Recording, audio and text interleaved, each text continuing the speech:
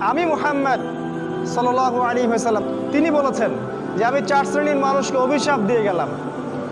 এক শ্রেণী হচ্ছে যে সুদ খায়, দ্বিতীয় শ্রেণী হলো যে সুদ দেয়, তৃতীয় শ্রেণী যে সাক্ষী থাকে, আর চতুর্থ শ্রেণী যে লিখে রাখে।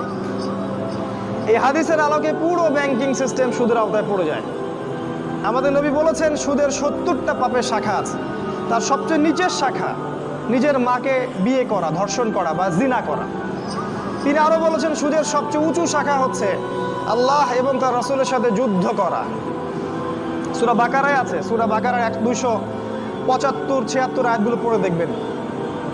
নবী সাল্লাল্লাহু আলাইহি ওয়াসাল্লাম আরো বলেছেন যে ব্যক্তি 1 দিরহাম সুদ খাবে সে যেন 36টা মেয়েকে ধর্ষণ করল। এটা বুখারীর হাদিস। তিনি আরো বলেছেন সুদখোরদেরকে কবরে যে শাস্তি দেওয়া হবে সেটা হচ্ছে তাদেরকে রক্তের নদীতে ফেলে তাদের মাথাগুলোকে ফাটিয়ে দেওয়া হবে।